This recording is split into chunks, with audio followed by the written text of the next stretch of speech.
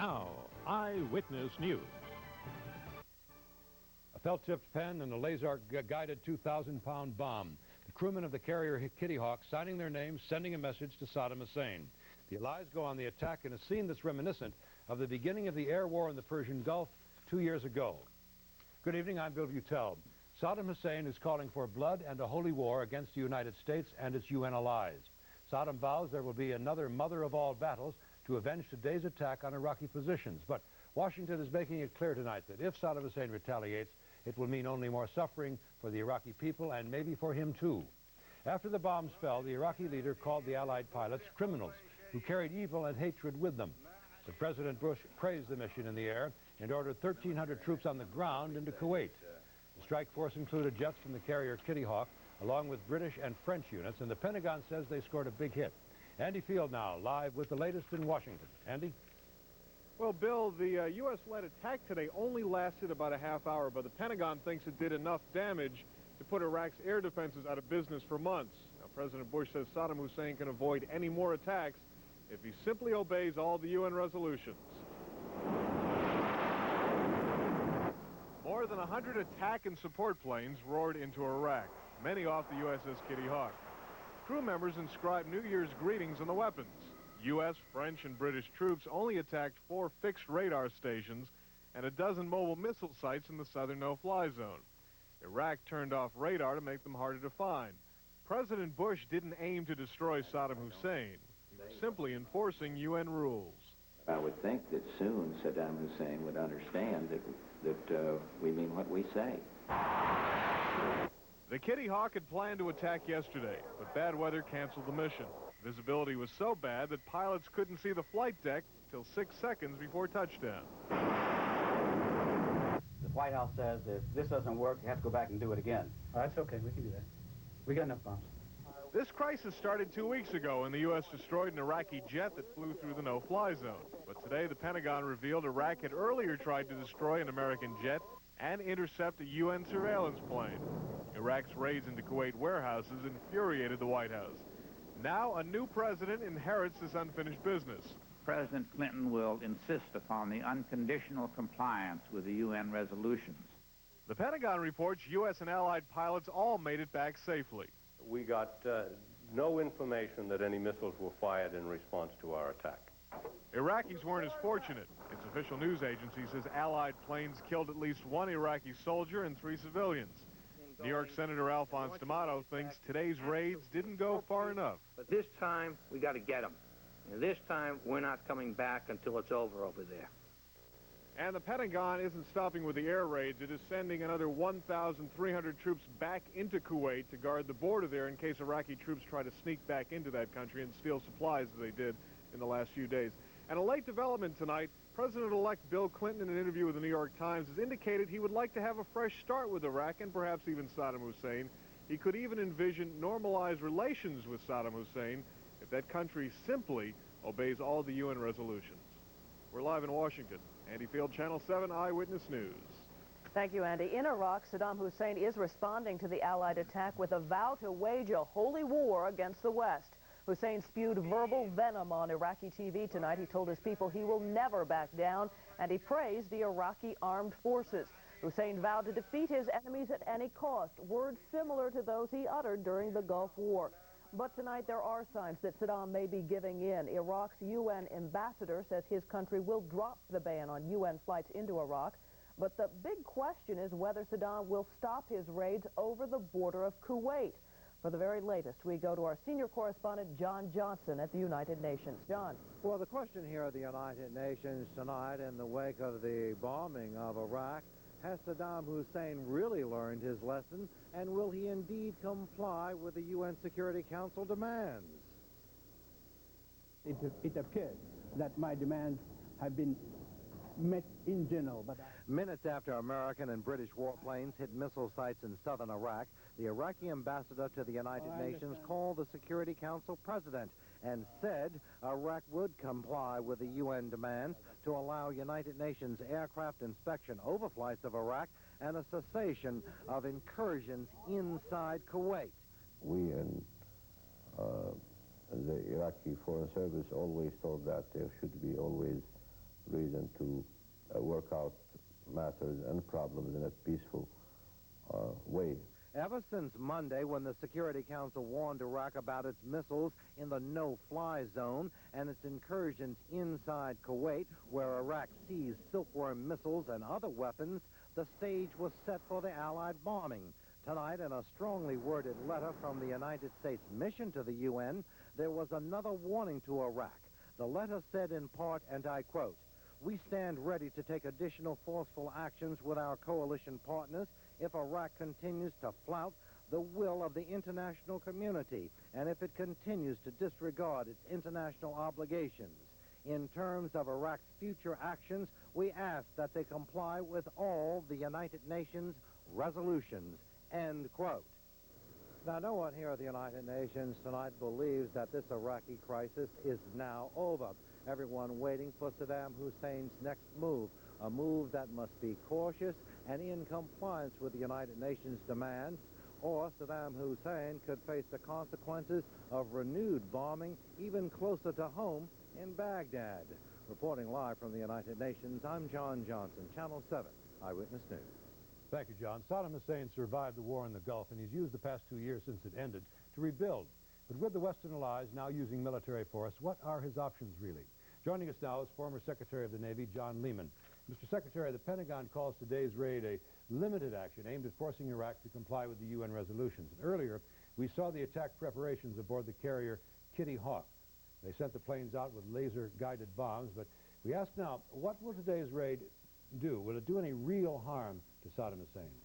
Well, not really, Bill. It won't significantly weaken his position. What it will do will be to make the no-fly zone safe for our pilots to continue to police, because what was done was to eliminate the 6 sites in the southern part of Iraq that have been gradually rebuilt since Desert Storm, and this included command and control sites, radars, and mobile SAMs that have been put back into the area. So militarily, it doesn't significantly alter his position. In fact, politically, it probably strengthens it internally, but it does eliminate the direct threat to our pilots flying over the area. We heard Saddam talking tough earlier. What are his options right now?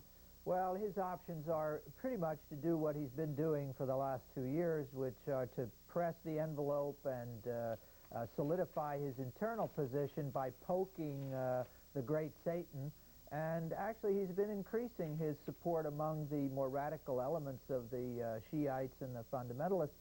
And so I would say, net, he probably sees this as a pretty successful enterprise so far. And but I think he'll back off now for a few months, let things settle down a little bit, and then we'll see him start to move again. All right. John, thank you very much. Thank you, John. Well, while we wait to see what will happen next in the Persian Gulf, military families wait and worry about loved ones overseas. These women work on the same floor of a Manhattan office building, and they share a common bond. All 3 have sons in the military. ADELITA Medina's son, Michael, served in the Persian Gulf War. Now, 2 years later, she relives the same fears. Our immediate reaction, obviously, was we were scared. Oh, my God, you know, what's going to happen? I just hope and pray that he and all the others will be able to return home safely, and that there won't be a need for any ground troops or even any further air power. All 3 mothers say they are concerned about the timing of the airstrike against Iraq, given the upcoming transition of power from President Bush to President-elect Clinton. Summing up the action and the growing tension in the Gulf, an Allied air attack has reportedly inflicted serious damage on Iraqi missile installations in southern Iraq. President Bush is ordering 1,300 American soldiers to Kuwait to act as a kind of tripwire against any subsequent Iraqi attack. And tonight, Saddam Hussein calls for a holy war. But Iraq tonight is also promising greater cooperation with the United Nations.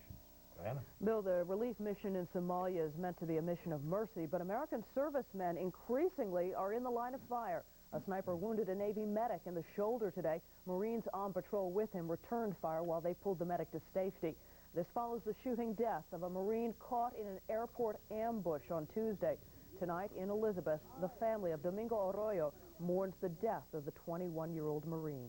Now, a story we've been watching for more than 2 weeks now. Katie Beers is 10 years old, and she hasn't had very much of a life at all. But she's alive and well tonight. She disappeared 16 days ago, and the man who was with her then is charged with holding her in a concrete bunker under his garage in Bayshore, Long Island. The story of Katie Beers was hard to believe while she was missing. It is just as hard to believe now that she's back. Here's Jim Dolan. 10-year-old Katie Beers left the Suffolk County Police Station tonight in the custody of Child Protective Services. The nightmare of 16 days of chained captivity in a room that was little more than a dungeon at last behind her. Police are still trying to determine if she was sexually abused during her ordeal, but they are certain she was there against her will. She tried to escape. She, at many times, tried to bang, holler. Linda Ingalari, the woman who had sometime custody of Katie, was not pleased that the child was not released to her tonight. And Marilyn Beers, the mother, also left the police station upset about something. Though police said both were clearly overjoyed the child was found safe. 43-year-old John Esposito, a longtime family friend with a past conviction of child imprisonment, was led away from his home in handcuffs today after leading police to Katie. During her 2 weeks in captivity, the tiny, dimple-faced waif watched TV from a bed, a chain around her neck, in a small, well-ventilated, well-lit bunker built beneath a garage in the back of Esposito's home. The bizarre dungeon was so well hidden, constant police surveillance of the home, plus thorough searches by police, didn't turn it up. Esposito told police the girl was comfortable during her captivity.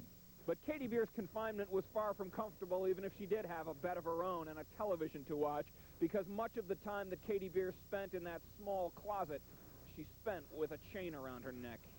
I don't think his intention was good. I think, obviously, to have a 10-year-old girl secreted in this manner against her will, we understand at times chained around the neck is absolutely bizarre. Katie Beers disappeared on December 28. At the time, Esposito told police he had brought her to this indoor amusement complex and lost track of her, and he never saw her again, he said.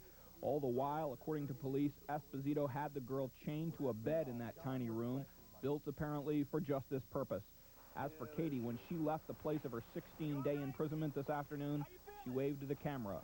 Permanent damage, if there is any, hidden behind a smile much of the area is happy to see. On Long Island, Jim Dolan, Channel 7 Eyewitness News. John Esposito will be arraigned on second-degree kidnapping charges tomorrow in Central Iceland. Plenty of trouble underground tonight if you were counting on a quick subway ride between Brooklyn and Manhattan. A power failure knocked out all service on 3 subway lines until this late and welcome word. Trains are running.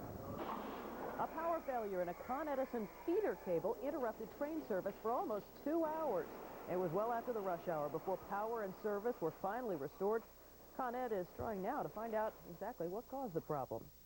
When we come back, Bill Clinton hopes his administration doesn't get derailed before it gets going. That's right. Coming up, Jimmy Carter got off to a bad start. Ronald Reagan got off to a great one. What does the president-elect have in store for the first 100 days of his administration? That's twice as good.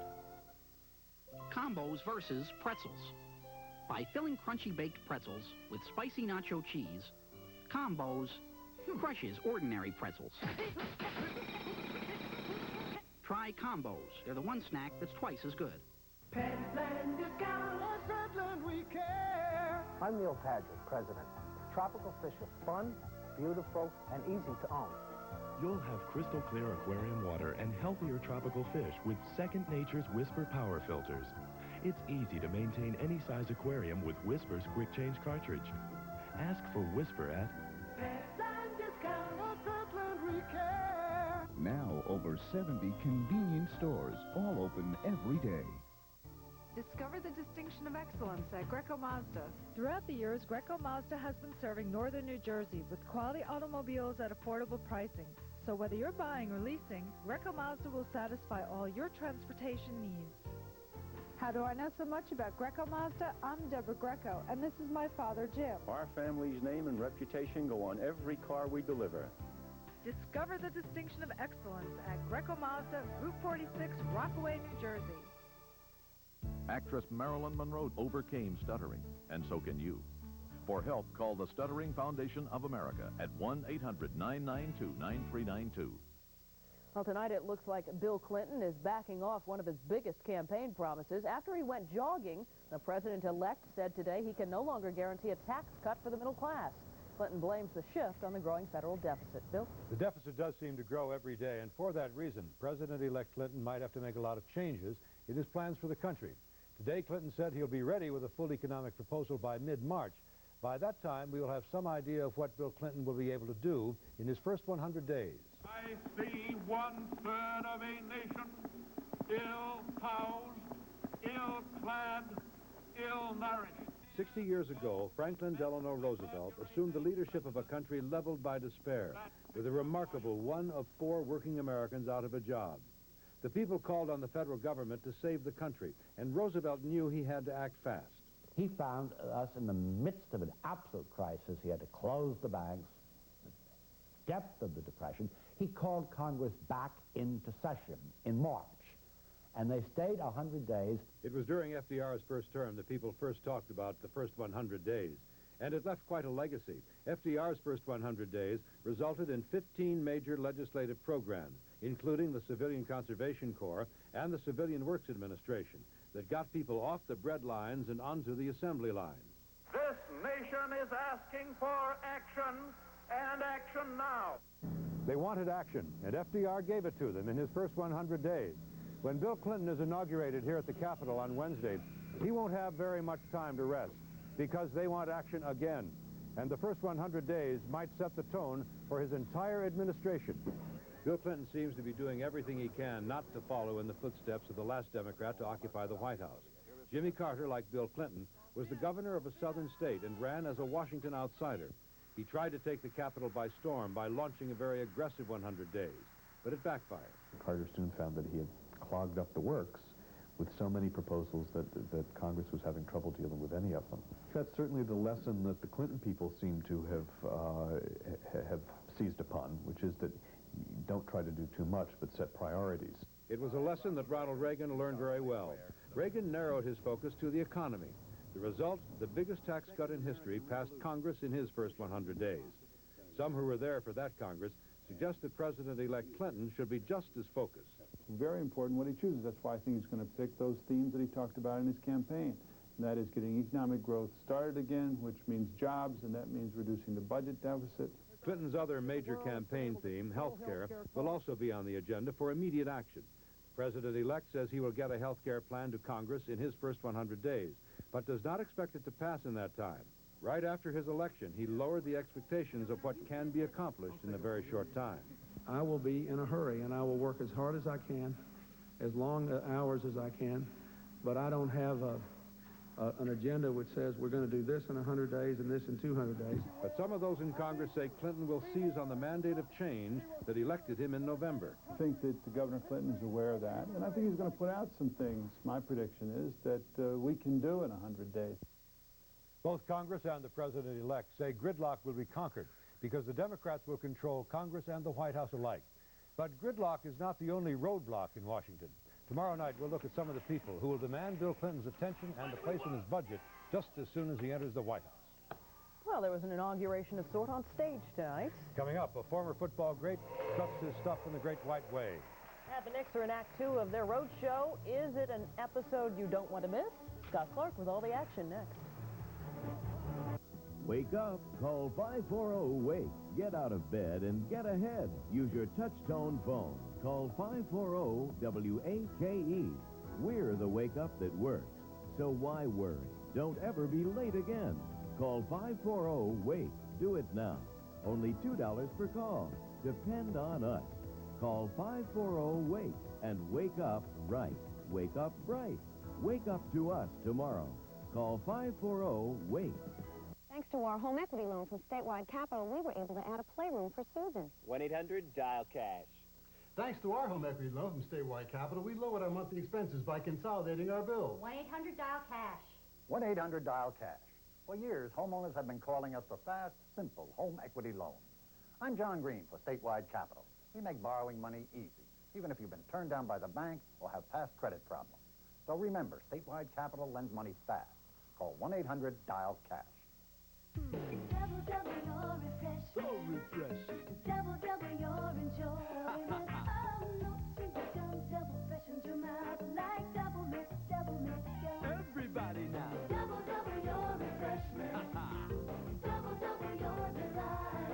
Oh, so single, don't double freshen your mouth like double fresh, double good. Come on and double it. Double mix, go. There's no single gum like it. Hair loss is a continual process. Started when I was about 22, 23. I was practically bald. Men's Hair Now can make you look like you used to. They've got this Dermabond process. It's completely undetectable. My girlfriend doesn't even know about it. It's so easy. Call Men's Hair Now and have a successful, active lifestyle again. Be yourself again. For gradual or immediate hair replacement, call Men's Hair Now, 1-800-HAIR-202, 1-800-HAIR-202. They sacrificed the best years of their lives to make a more beautiful America. Now it's our turn to help. Join the Latino Gerontological Center. Call 212-517-1760. Center stage tonight for a former Giant star. Frank Gifford displayed his acting talents for just one night as a guest performer on Broadway in the Will Rogers Follies. Follies in the role of Wiley Post, the ABC sportscaster, proved he has what it takes to make it in the Great White Way. And Will Rogers once said that he'd never met a man he didn't like. Scott Clark said the same thing, didn't you, Scott? Thank you, Bill. The Knicks started things off out west with a bang in Sacramento last night, but tonight in Denver, no gold against them Nuggets whatsoever. John Starks so hot last night, but tonight started so cold. Knicks looked rugged. Robert Pack moves in. And yep, 47 all at the half, but the Nuggets kept it going in the second half. Winners of just 8 games all season coming in. LaFonso Ellis with the finishing touch. Denver wins 108-92. That's just over. At the Meadowlands, Mo Cheeks, his first appearance as a net versus the Cavaliers. Drazen Petrovic returning from a sprained ankle to contribute. But Kenny Anderson, that man, the star guard. Here it defeated Derek Coleman. Coleman a big night. 25 points, 11 rebounds. But down the stretch, nursing a 4-point lead, it was Anderson. 2 key jumpers he had. He had 23 points. Yep, the Nets, they win it sweet over Cleveland, 104-98. Elsewhere, Boston got by the Bullets, and Philadelphia beat Golden State by 7. Hockey tonight, the Rangers shook off a hat-trick performance from Kevin Hatcher of the Capitals. Rangers shook off a 3-1 deficit. It was a comeback, Gardy at the Pardon. Gardy at the Pardon? Garden at the party? Party at the Garden. Teamwork pays off in the power play, and it was Mike Gartner. The second time was the charm. 29th goal to tie it at 3. Rangers went on to score 4 unanswered goals. Adam Graves to Mark Messier. Rangers tie the Capitals for second place now with a 5-4 comeback win at the Garden Party. All right, Big East basketball at Villanova. Former Manhattan coach Steve Lapis fit to be tied because he couldn't use a home court advantage against St. John's. Capitalizing on the night was the Redmen. Lee Green with the steal and the slam. Redmen go on to win it over Villanova tonight. And at Vanderbilt, it was 76-70. There's your final thank you. And at Vanderbilt, the Commodores pulled off a humongous upset tonight. It came against top-ranked Kentucky. Yes, Ronnie McMahon at the other end, he led over Rick Pitino and the Wildcats 101-86. Who would have thunk it? I'm Scott Clark. That's it for sports. And you know it's going to be quite a pardon Gardy next week. I love it when you talk like that.